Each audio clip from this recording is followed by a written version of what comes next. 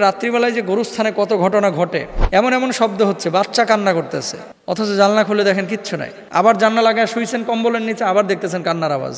আমি যখন মাদ্রাসায় পড়তাম, রাত্রিকালীন সময় যখন খাবার দাবার খেয়ে একসাথে গ্রুপ বেঁধে আমরা গরুস্থানের পাশ দিয়ে আসতাম, কিছু একটা টের পেতাম যে কেউ হয়তো আমাদেরকে ফলো করতেছে। পেছনে তাকায় দেখে আসলে কেউ নাই। মোহতারাম, আমাদের বাড়ি গরুস্থানের পাশে, তো রাত্রিবেলায় গরুস্থান থেকে কেমন যেন শব্দ আসে।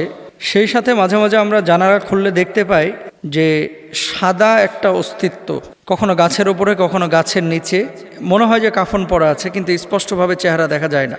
গরুস্থান থেকে রাত্রিবেলায় এরকম গোংরানো আওয়াজ বা সাদা অস্তিত্বের বিষয়টা, এটা কিভাবে দেখেন এবং এটাকে আসলে ভালো কিছু না খারাপ কিছু? আমরা তো ভয় পাই, জানলা খুলি না। এমত অবস্থা আমাদের করণীয় কি? খুব ইম্পর্ট্যান্ট একটা বিষয়।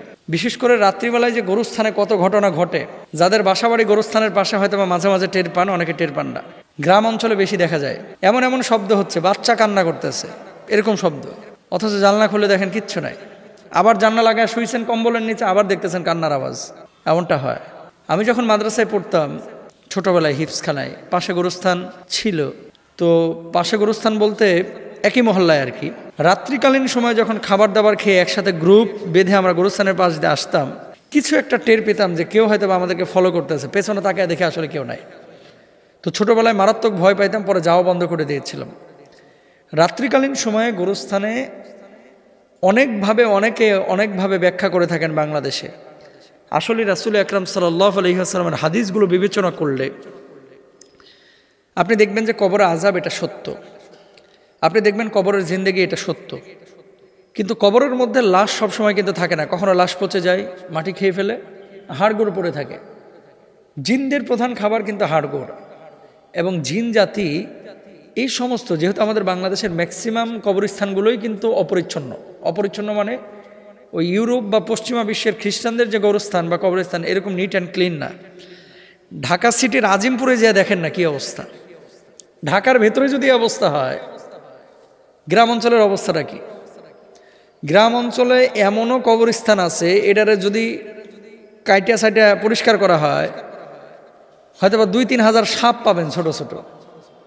মানে এত নোংরা করে রাখে। তো এটা স্বাভাবিক। আল্লাহ রাসূল সাল্লাল্লাহু আলাইহি ওয়াসাল্লাম তো বলে গেছেন যে এই যে উপত্যকা, জলাশয়, জঙ্গল, এই জায়গাগুলো হচ্ছে জিনদের আদর্শ জায়গা। মানে খারাপ জিন সবসময় খারাপ জায়গায় থাকে, ভালো জিন ভালো জায়গায় থাকে। এরা মানুষকে ওয়াসওয়াসা দিতে পছন্দ করে, ভয় দেখাইতে পছন্দ করে।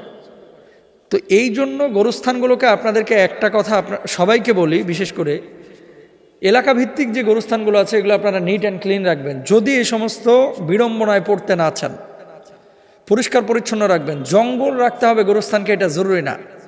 বা দেয়াল নির্মাণ করে অথবা আপনার এই ঘিরে রাখতে হবে, জরুরি না। কিন্তু জঙ্গল এগুলো রাখবেন না। অনেক সময় বাঁশ উঠে একটা কবরস্থানে ওই বাঁশ ঝাড় হয়ে গেছে, বড় বাঁশ ঝাড় কাটতেছে না কেন রে ভাই? আপনার এই কবরস্থান থেকে যেহেতু বাঁশের ফালি দেওয়া হয়েছে চাটাইয়ের নিচে ওপরে, তো এই বাঁশ থেকে বাঁশ ঝাড় হয়েছে, 100টা বাঁশ হয়ে গেছে। তো আপনি বাঁশগুলো কাটতেছেন না কেন? কবরস্থানের বাঁশ তো কেটে আপনি ব্যবহার করতে পারবেন। বেচা কিনা করে এই টাকার মালিক হবে গরুস্থান।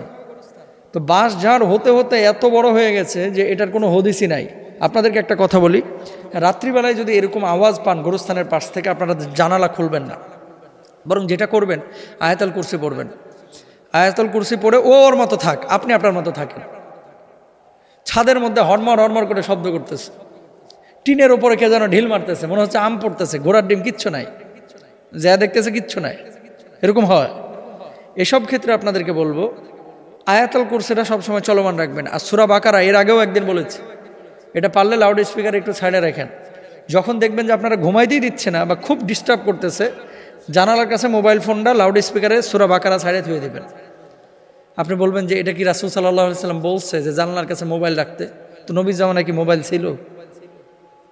নবীর জামানায় তো মোবাইল ছিল না, কিন্তু এগুলো তো কোরআনের তদবির, কোরআনের চিকিৎসা। এখন আমরা ফোন দেওয়া শুরু করবে, হুজুর আমার গরুস্থানে সাপ দেখছি, আমার গরুস্থানে গরু দৌড় মারছে দেখছি, আমার গরুস্থানে কি যেন দেখছি, শুরু হয়ে যাবে। না, আপনাদেরকে বলি গরুস্থান পরিষ্কার রাখবেন। সাদা কোনো কিছু যদি অস্তিত্বে আপনারা টের পান, সেদিকে আপনি তাকাচ্ছেন কেন? তাকাবেন না।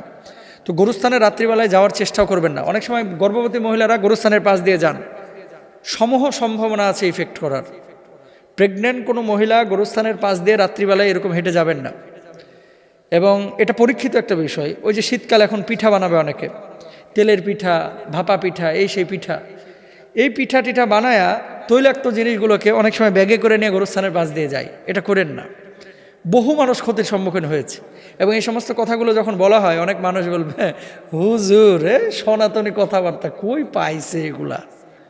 কিন্তু যখন আবার ধরা খায় তখন আবার হুজুরের কাছে দৌড়ায় আসে, হুজুর এটা তো জীবনেও কল্পনা করি না। ইউরোপের মতো দেশে এরকম ঘটনা ঘটবে, এটা কি জীবনে কেউ কল্পনা করছে? বাঙালি ইউরোপে থাকে, এরকম হয়েছে, ঘরের মধ্যে এই ধরনের প্রবলেমে পড়তেছে। তো এই জন্য আসলে আয়াতুল কুরসিটা মুখস্থ করেন, সূরা বাকারাটার আমল করেন, সূরা বাকারার শেষ 3 আয়াতের আমল করেন, কোরআনটাকে নিয়মিত কাছে রাখেন, কোরআন অনুবাদ পড়েন, কোরআন আরবি পড়েন, আর কোরআনের তেলাওয়াত শুনেন, করেন, ইনশাল্লাহ এগুলো থেকে বাঁচতে পারবেন। আল্লাহ তৌফিক দান করুন।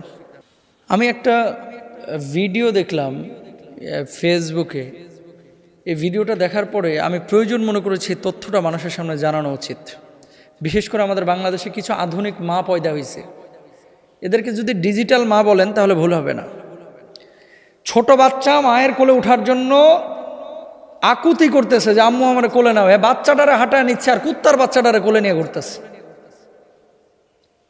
এমন ঘটনা বাংলাদেশেও কিন্তু এখন ঘটছে, যেখানে আল্লাহ রাসূল সাল্লাল্লাহু আলাইহি ওয়াসাল্লাম বলছেন যে ওই ঘরের মধ্যে ফেরেশতা প্রবেশ করে না, ফিহি কালবুন, যার মধ্যে কুকুর আছে, আও তাসাউইর, অথবা ছবি আছে, সেই ঘরের মধ্যে রহমতের ফেরেশতা প্রবেশ করে না। তো ঘরে নাই, একবারে জামাইয়ের মতো কোলে করে নিয়ে ঘুরতেছে এখনকার মহিলারা, অনেকে কুত্তাকে। এবং এটা একটা ফ্যাশন হয়ে গেছে। প্যান্ট পরতেছে ছেলেরা, হাফ প্যান্ট, এদিকে টি শার্ট অথবা গেঞ্জি একটা ছোট্ট পরতেছে, কুত্তার গলায় শিকল লাগায় এটা নিয়ে মহল্লায় মহল্লায় ঘুরতেছে। আমার কাছে মনে হয় যে ওটা ছোট কুকুর আর ওটা হচ্ছে বড় কুকুর, দুটোই কুকুর। আশরাফুল মাখলুকাত, আল্লাহ বানাইলো যে মানুষকে সর্বশ্রেষ্ঠ মানুষ হিসেবে। আরে আমি বলতেছি না কুত্তাকে আপনি মারা ফেলবেন, কুকুরের জায়গায় কুকুর থাকবে, আপনি ঘরের মধ্যে নিচ্ছেন কেন? কুকুর তো নাপাক প্রাণী। আমি বলছি না রাস্তাঘাটের সব কুত্তারে পিটিয়ে মারিয়া ফেলান, আমি কিন্তু সেটা বলতে চাচ্ছি না, ভুল বুঝেন না। কুকুর একটা প্রাণী, আল্লাহর সৃষ্টি জীব। কুকুরের জায়গা আল্লাহ তাআলা নির্ধারণ করে দিয়েছে যে একটা কুকুর কোথায় থাকবে। কুকুর থাকবে রাস্তাঘাটে। কুকুর যদি শিকারি বানান তাহলে ভিন্ন কথা, খামারের মধ্যে রাখবেন। যদি শিকারি কুকুর থাকে সে বাড়ি পাহারা দেবে, ঘর পাহারা দেবে।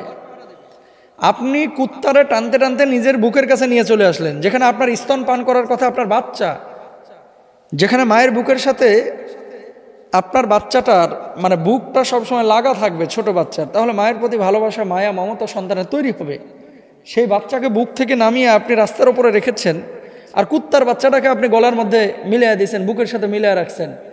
আপনি লিখে রাখেন যে এই বাচ্চাটা বড় হয়ে সে আর একটা কুকুর নিয়ে ঘুরবে আর আপনারা বৃদ্ধাশ্রমে ফেলাই দিবে, আপনার খোঁজখবর রাখবে না।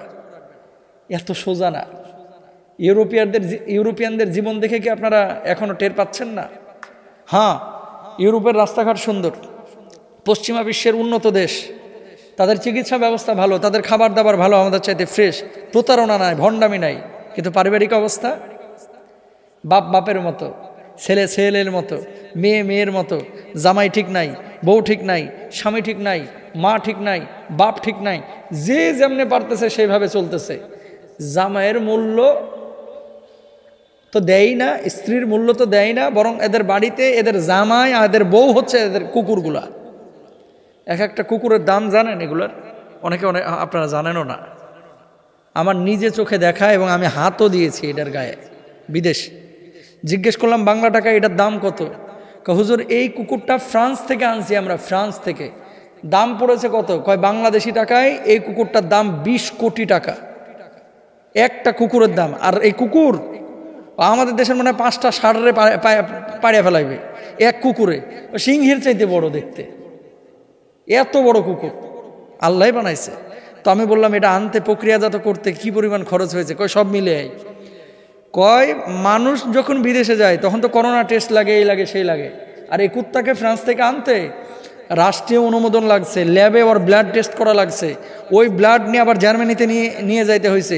ওই জার্মানিতে এর ভিতরে কোনো ভাইরাস আছে কিনা, এর স্কিন কোনো সমস্যা আছে কিনা, পশমের মধ্যে কোনো জীবাণু আছে কিনা, নাকের ফোঁটার মধ্যে জীবাণু আছে কিনা, ল্যাঞ্জার নিচে কোনো জীবাণু আছে কিনা, সব স্যাম্পল নিয়ে জার্মানিতে পরীক্ষা নিরীক্ষা করা হয়েছে। তারপরে কুকুরটারে জার্মানি থেকে এই দেশে পাঠানো হয়েছে। কোন দেশ? বাংলাদেশের কথা বলছি না, মিডিল ইস্টের একটা দেশের কথা বলতেছে। ওখানে নিয়ে এসেছে এবং এই কুত্তাকে এতটাই সম্মান জানানো হয়েছে যে এই কুত্তা যখন ওই দেশে ঢুকেছে, ওই দেশের বাদশাহ শুনছে যে ফ্রান্স থেকে এই মহামান্য কুত্তাটি আইছে, তখন ওনার রাষ্ট্রীয় ভবনে আমন্ত্রণ জানানো হয়েছে যে কুত্তাটারে নিয়ে এসেন, কুত্তাটারে আমি একটু আদর করব। বাদশাহ কুত্তারা আদর করছে, বাদশাহ কুত্তারা আদর করছে। দেখেন, কুকুর নিয়ে আমাদের কোনো অভিযোগ নাই, এটা আল্লাহর সৃষ্টি জীব। কিন্তু আমার অভিযোগ, যেখানে কোথায় যাচ্ছি আমরা? আপনি জানেন না, গুলশান বনানীতে অনেক বাড়ির আমাদের কাছে প্রশ্ন আসে, তো আমরা জানি একটা কুকুরের জন্য, পালিত কুকুরের জন্য প্রতি মাসে 50,000, 60,000, 1 লাখ, 1.5 লক্ষ টাকা পর্যন্ত তারা বাজেট রাখে। এদিকে কুত্তার জন্য 1.5 লাখ টাকা বাজেট, আর ওই দিকে দেখেন নতুন বাজারে, ওই রামপুরা, ওই যে মধ্যবাড্ডা, লিং রোড, ওইদিকে অনেক ফকির রাস্তাঘাটে পড়ে রয়েছে, ঘুমানোর জন্য একটা কম্বল পাইতেছে না। আপনি কুত্তার লাগে 1.5 লাখ টাকা খরচ করলেন, রাস্তাঘাটে যে মানুষগুলো পড়ে রয়েছে এগুলোর জন্য 1.5 টাকার একটা কম্বল কিনতে পারেন না। আপনি মানুষ নাকি অমানুষ নিজের কাছে জিজ্ঞেস করেন, বিবেকের কাছে জিজ্ঞেস করেন। আমি কাউকে আঘাত করার জন্য বলতেছি না, আমি যেটা বলতে চাচ্ছি ইসলামী শরিয়ার বিধান, কুকুর কুকুরের জায়গায় থাকুক, মানুষ মানুষের জায়গায় থাকবে। আর সন্তানের স্থান কখনো রাস্তাঘাটে না, সন্তান হবে বুকের স্থানে। ছোট বাচ্চা বুকের জায়গায় যদি কুকুর উঠে, তাহলে ওই সন্তানের জায়গায় আপনি কুকুরকে উঠাইলেন। কুকুর আপনারা ভাত কাপড় দিবে না, কুকুর আপনাকে দেখবে না, কুকুর বরঞ্চ আপনাকে ওই কুকুরের মতো আচরণ করবে। আর আপনার সন্তানও বড় হয়ে যাওয়ার পরে আপনারে উষ্টা দিয়ে বাড়ি থেকে বাইর করে দিবে। আল্লাহ আমাদের সবাইকে বোঝার তৌফিক দান করুন।